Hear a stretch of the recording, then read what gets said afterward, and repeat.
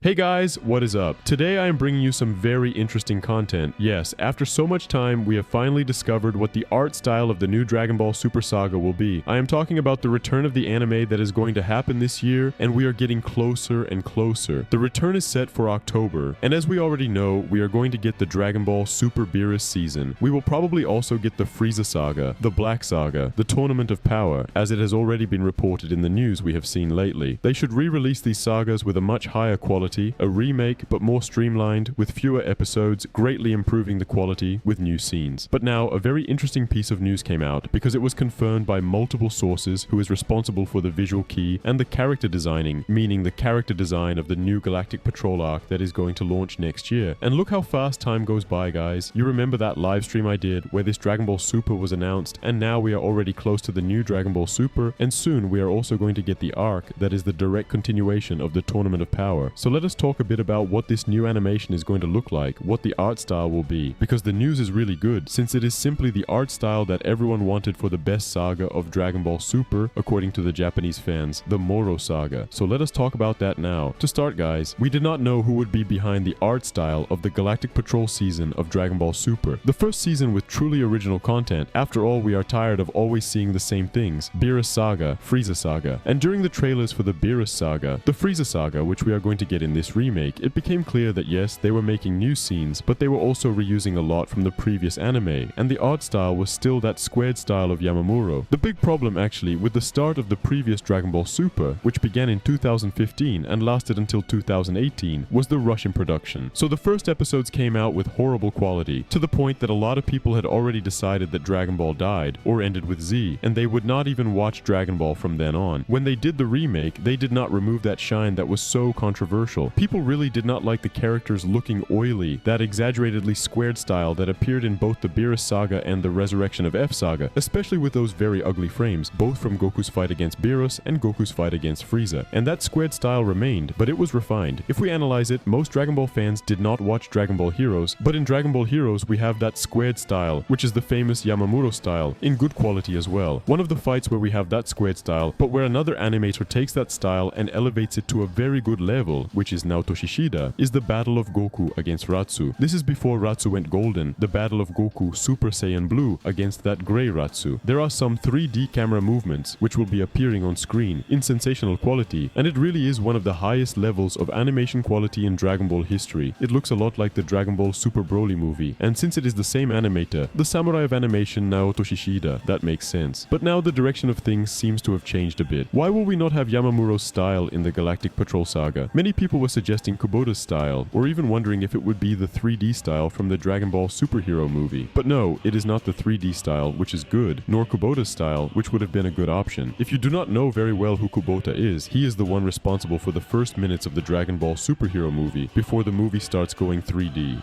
In the beginning, I do not know if you guys remember, there were two de-animation scenes showing the sky of the past, what happened before the movie, events from the Android Saga. And that art style, in my opinion, is a slightly squared style, just like Yamamuro's, but even more pleasant. The art style that people like the most, and also the production, which a lot of people say is one of the best anime movies ever made, is Dragon Ball Super Broly, and the big news has everything to do with that.